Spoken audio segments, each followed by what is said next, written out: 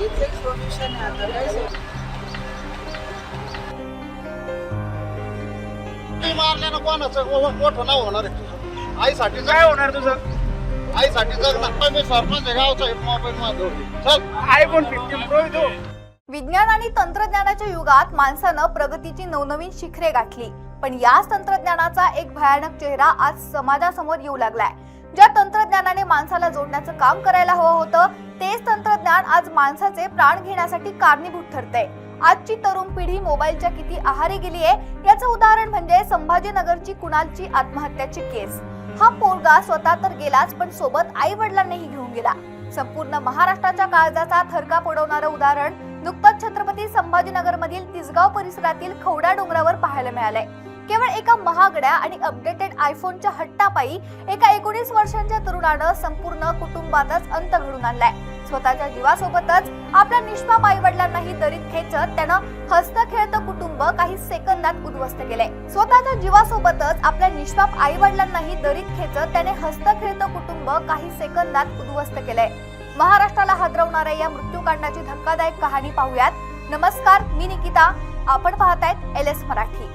मूळचे जालना जिल्ह्यातील अंबड तालुक्यातील पिंपळगाव येथील रहिवासी असलेले चांदगुडे कुटुंब गेल्या अनेक वर्षांपासून उदरनिर्वाहासाठी छत्रपती संभाजीनगरमध्ये स्थायिक झालं होतं. कुटुंबाचे प्रमुख 48 वर्षीय मुरलीधर चांदगुडे हे चालक म्हणून काम करत होते.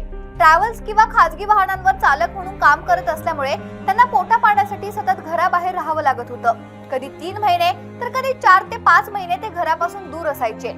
अत्यंत कष्टाने ते आपल्या कुटुंबाचा उदरनिर्वाह करत होते. त्यांच्या पत्नी 42 वर्षीय संगीता चांदगुडे या घर सांभाळत होत्या. या कुटुंबाच्या नशिबात दुःखाचे फेरे नवीन नव्हते. 5 वर्षांपूर्वी त्यांच्या मोठ्या मुलाचे एका गंभीर आजाराने निधन झाले होते. पोटचा मोठा गोळा डोळ्यांदेखत गेल्यामुळे हे कुटुंब आधीच प्रचंड दुःखात होतं. मोठ्या मुलाच्या निधनानंतर आता 19 वर्षांचा कुणाल चांदगुडे हाच त्यांचा एकुलता एक मुलगा आणि भविष्याचा एकमेव आधार उरला होता. तो अभ्यासातही हुशार होता. त्याने 10वीच्या परीक्षेत तब्बल 92% गुण मिळवले होते. एकुलता एक मुलगा असल्यामुळे पालकांचा त्याच्यावर प्रचंड जीव होता आणि त्याचे लाड पुरवण्याकडे त्यांचा कल असायचा. 5 ते 6 महिन्यांपूर्वीच हे कुटुंब झालटा फाट्याजवळील एका नवीन रो हाऊस मध्ये राहायला गेलं होतं. आजकालच्या तरुणाईला लागलेलं महागड्या मोबाईलचे व्यसन कुणाललाही जडलं होतं. मित्रांमध्ये आपलं वजन वाढवण्यासाठी आणि सोशल मीडियावर स्टेटस राखण्यासाठी त्याला एक महागडा आयफोन हवा होता.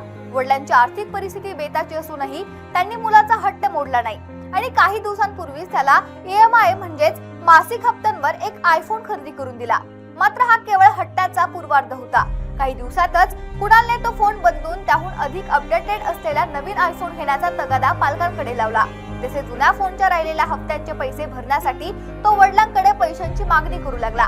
वडील चालक असल्यामुळे त्यांचे उत्पन्न मर्यादित होते आणि आधीच कर्जाच्या ओझ्याखाली दबलेल्या वडिलांनी नवीन फोन घेण्यास आणि तात्काळ पैसे देण्यास असमर्थता दर्शवली. यावरून घरात मोठा वाद झाला. वाढत्या हट्टाला पालकांनी नकार दिल्यानंतर कुणालचा राग अनावर झाला. याच रागाच्या भरात शुक्रवारी सकाळी 10 वाजण्याच्या सुमारास तो घर सोडून बाहेर पडला आणि तिसगाव परिसरातील खवडा डोंगराच्या दिशेने निघून गेला. खवडा डोंगराच्या अगदी टोकावर जिथून खाली खोल दरी दिसते अशा अत्यंत धोकादायक ठिकाणी जाऊन कुणाल उभा राहिला. तो तिथून आत्महत्या करण्याच्या तयारीत होता. ही माहिती वाऱ्यासारखी परिसरात पसरली आणि स्थानिक नागरिक, गावचे माजी सरपंच, पोलीस प्रशासन आणि अग्निशामक दलाचे जवान घटनास्थळी दाखल झाले. कुणालला डोंगराच्या कड्यावरून मागे आणण्यासाठी एकच थरार सुरू झाला. उपस्थित असलेले सर्वजण त्याला समजावण्याचा आटोकाट प्रयत्न करत होते. तुला हवा तो नवीन अपडेटेड आयफोन घेऊन देऊ, तू फक्त मागे ये, अशा प्रकारची विनंती त्याला पोलीस आणि गावकऱ्यांकडून दिली जात होती. तब्बल 1 ते 1.5 तास हा जीवघेणा थरार सुरू होता.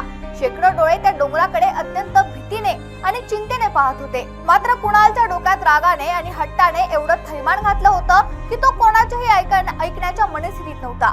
मुलगा मृत्यूच्या दारात उभा असल्याचं पाहून त्याचे आई वडील अत्यंत व्याकुळ झाले होते. शेवटी इतरांचे प्रयत्न अपयशी ठरत असल्याचं पाहून वडील मुरलीधर चांदगुडे स्वतः पुढे सरसावले. पित्याचं हृदय आपल्या एकुलत्या एक मुलाला गमावण्याच्या भीतीने थरथरत होतं. त्यांनी अतिशय प्रेमाने आणि काळजीने कुणालला समजावण्याचा प्रयत्न केला.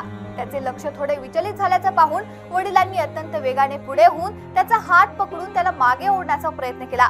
पण दुर्दैवाने त्याच क्षणी कुणालने स्वतःला मागे खेचण्याचा प्रयत्न केला असावा किंवा दोघांमध्ये झालेल्या झटापटीत कड्यावरील माती निसटली असावी. काही समजण्याच्या आतच दोघांचाही तोल गेला आणि ते एकमेकांना धरूनच त्या शेकडो फूट खोल दरीत कोसळले. वडिलांनी मुलाचा जीव वाचवण्यासाठी मारलेली ती झेप अखेरची ठरली आणि दोघांचाही जागीच मृत्यू झाला. हा संपूर्ण थरार खाली उभ्या असलेल्या कुणालच्या आई संगीता चांदगुडे उघड्या डोळ्यांनी पाहत होत्या. 5 वर्षांपूर्वी मोठ्या मुलाला गमावल्यानंतर ज्या छोट्या मुलाच्या आधाराने त्या जगू पाहत होत्या, तो मुलगा आणि पती एका क्षणात डोळ्यांदेखत दरीत कोसळून मरण पावले हे त्या माऊलीला सहन झाले नाही. पती आणि मुलाचा असा भीषण अंत पाहिल्यानंतर संगीता यांच्या डोक्यावरचं मानसिक नियंत्रण सुटलं. प्रचंड धक्क्यात आणि आवेगाच्या भरात त्यांनी काही सेकंदाचा विचार न करता पती आणि मुलाच्या पाठीमागे थेट दरीत उडी घेतली.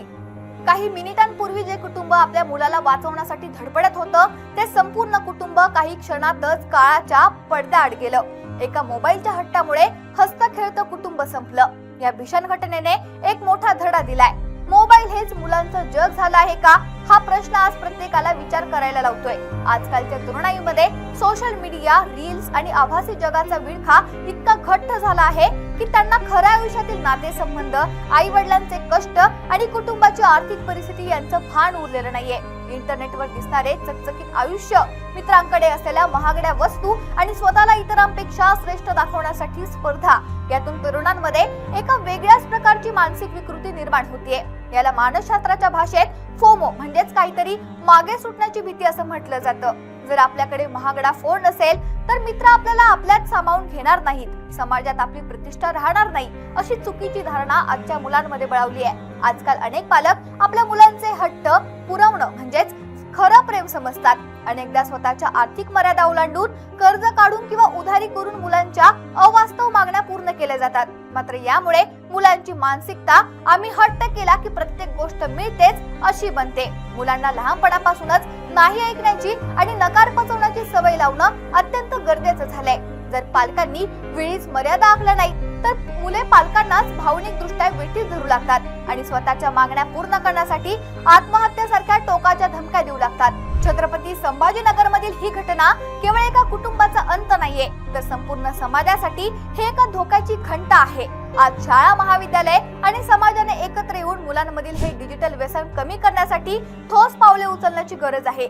इंटरनेटच्या या आभासी विश्वापेक्षा प्रत्यक्ष आयुष्य, आई वडिलांचं प्रेम आणि कुटुंबाची साथ कितीतरी पटीने मौल्यवान आहे. हा संस्कार नव्या पिढीच्या मनावर बिंबवणं हेच आता या घटनेतून शिकण्यासारखं आहे. Bureau report, LS Marathi.